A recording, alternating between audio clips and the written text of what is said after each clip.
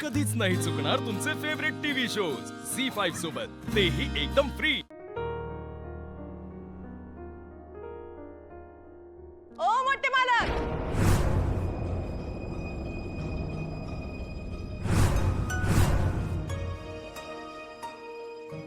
आओ मोठे मालक, काय झालं? कुठे निघालाय सर?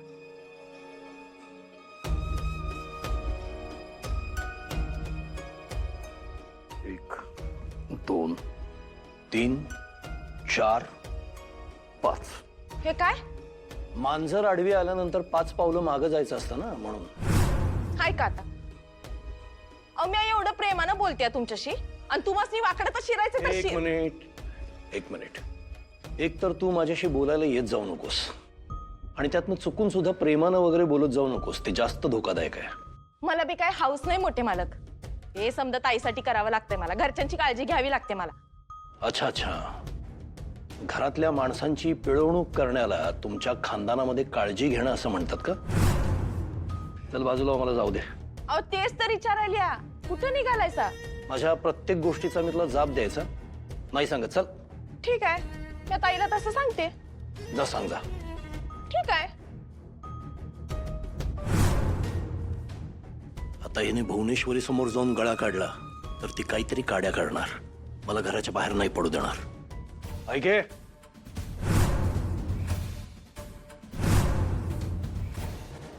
पाणी पाहिजे होतं मला, म्हणून आलोय खाली। अहो मग घरात एवढे ढिगभर नोकर आहे, त्याच मी सांगायचं। तुम्ही कशा पायी आलायसा खाली? तू कोण आहेस ग? तू मालक आहेस घरची? प्रत्येक गोष्ट सांगायची तुला? त्या खोलीत बसून बसून पाय अवघडतात माझे, पाय मोकळे करायचे म्हणून आलो इथं। असं पाय मोकळे करायला आलायसा? आता नाती बी मोकळी होणार आहेत। काय? नाही म्हणलं, नाती बी मोकळी होणार आहेत, कळलंच असेल की तुम्हासनी। लहानपणी जोरदार पडलीस तू डोक्यावर, म्हणून हे सुचतंय। अक्षरा आणि अधिपती वेगळे होणार असं खरंच वाटतंय तुला? नाही होणार। त्या दोघांचं प्रेम आहे एकमेकांच्यावर, आणि प्रेम करणारे वेगळे नाही होत। मग ताईचं बी तुमच्यावर लई प्रेम आहे, मग तुम्ही दोघं कसे काय वेगळे झाले? म्हणूनच म्हटलं जोरदार पडलीस डोक्यावर। तुझी ताई आणि मी, आमच्या दोघांमध्ये कसलंही नातं नाही। आम्ही दोघे कधीही एक नव्हतो वेगळे व्हायला। आणि एखादा मूर्ख माणूस प्रेम करेल तुझ्या ताईवर? अहो पण ताईचं तर प्रेम आहे की तुमच्यावर। त्याला प्रेम नाही, सूड उगवणं म्हणतात। ओ मोठे मालक, तिकडे बाहेर कुठे चाललायसा? पाणी इकडे आहे स्वयंपाकघरात। मी कुठं जातो, काय करतो, हे सगळं तुला मी समजावून सांगत बसायचं? नका समजावू। अहो मला समजावण्यापेक्षा तुम्ही स्वतःच्या मनाला समजावा, का आता हितनं पुढं तुमची सून परत या घरला कवा बी येणार नाही। माझ्या मनाला काय समजवायचं ना, ते माझं मी बघेन। पण जेव्हा अक्षरा या घरात परत येईल ना, तेव्हा तुला तुझ्या ताईला घराच्या बाहेर पडायला लागेल। तेव्हा तुम्ही काय करणार ग? काय करायचं म्हणजे? काय प्यायचं काय करणार? भीक मागणार? जोपर्यंत माझी ताई आहे का नाही, तोपर्यंत आमच्यावर अशी येळ येणार नाही। एकदा अक्षरा घरात परत आली ना, की सगळ्यात आधी तुझ्या ताईवरती वेळ येणार आहे। त्यामुळे ज्या काय उड्या मारायच्या त्या आत्ता मारून घ्या तुम्ही, नंतर चान्स मिळणार नाही। त्या मास्तनीला घरात आणणार कोण? मी कोण? मी म्हटलं देव आणेल। देव बघतोय ना सगळं, तोच या घरच्या लक्ष्मीला घरात परत आणेल। जोपर्यंत ताई आहे तोपर्यंत देवाला बी हे करणं शक्य नाही। जा पाणी घेऊन या। काय? पाणी घेऊन ये। हे काम नोकराचं आहे। म्हणूनच तुला सांगितलं, जा ना पाणी घेऊन ये। तुम्हासनी मी काय नोकर वाटत्या? खरं तर नोकर व्हायची सुद्धा तुझी लायकी नाहीये, तरी आता दुसरं कोणी नाहीये, त्यामुळे तूच घेऊन ये पाणी। जा, पळ लवकर। नसेल माझी लायकी, तुम्हासनी पाणी पाहिजे, तुम्ही आणा।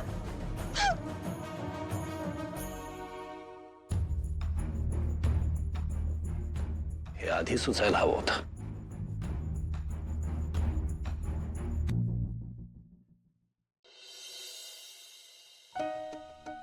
अरे या ना, या मॅडम, मॅडम या ना, या बाई, बसा बसा। कशाला बसा?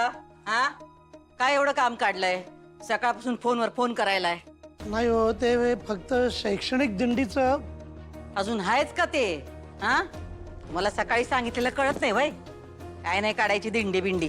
एक मिनिट मॅडम, एक मिनिट. हा काय ना मॅडम, हे बघा, म्हणजे अगदी छोट्या स्केलवरती आपण करूया. म्हणजे बघा ना, जे म्हणून आम्ही ठरवलं होतं ना, त्यातलं बरंचसं कट केलेलं आहे. म्हणजे अगदी मिनिमम बजेटमध्ये कसं काय सगळं करता येईल बघूया ना आपण. या असल्या 100 फायली पडल्यात आमच्या समोर आणि प्रत्येक वेळेस तुम्ही म्हणताय मिनिमम करू, मिनिमम खर्च करू, पण तसलं काही होत नाही. खर्च व्हायचा तर होतोच. नाही पण मॅडम, असा खर्च वर्षातून एकदाच होतो ना. म्हणजे गुढीपाडवा वर्षातून एकदाच येतो ना. म्हणजे आपली ना परंपरा आहे, दरवर्षी शैक्षणिक दिंडी काढतोच आपण. ओ फुलपगारे, गुढी उभारायची परंपरा आहे ती केली ना व. हा बास झालं की. दिंडी बिंडीचं काय आम्हाला सांगू नका. ऐका ना मॅडम, प्लीज मॅडम, प्लीज माझ्यावरती विश्वास ठेवा. माझा ऐका ना, फार खर्च नाही होणार. माझ्यावरती विश्वास ठेवा ना तुम्ही, प्लीज. म्हणजे ऍडजस्ट करून घ्या ना त्याला. काय म्हणलात तुम्ही? खर्च होणार नाही? सगळ्या फायली तपासल्यात आम्ही. हा, एवढा खर्च होतोय म्हणूनच डोसकं फिरलंय आमचं. नुसतं नुकसान झालंय आमचं, नुकसान. नुकसान कशात? शाळेत, आणखीन कशात?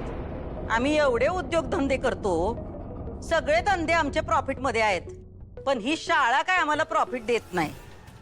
या शाळेतनं आम्हाला फायदा तर कवा झालाच नाही. होतोय तो नुसता नुकसानच होतंय. आणि ते आता इतकं होतंय की आम्हाला काय ते झेपत नाही. ऐका ना मॅडम, आपण काय करूया, आपण खर्च कंट्रोलमध्ये आणूया. हे दरवर्षी आम्ही तुमच्याकडून ऐकतोय, पण तुम्ही काय कंट्रोल करत नाही. उलट दरवर्षी आमच्याकडे फंड मागत फिरताय.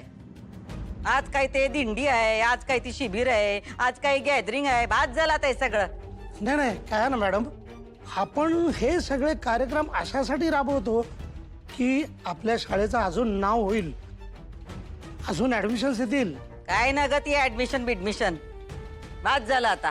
मॅडम जरा प्लीज ऐक ना, प्लीज प्लीज एकदा. हे बघा, मी जरा मंथली बजेटवरती पुन्हा वर्कआउट करतो, आपण बघूया ना काय ते. अहो मगाशी म्हणलं ना तुम्हाला, तुम्ही पाठवलेले सगळे रिपोर्ट बघितलेत आम्ही, म्हणूनच आमचं डोसकं फिरलंय. आणि रोज उठून तुमच्याशी वाद घालत बसायला आमच्याकडे येळ नाही. म्हणूनच म्हटलं आज काय तो विषय मिटवून टाकू. मिटवून टाकू म्हणजे? म्हणजे बंद करू.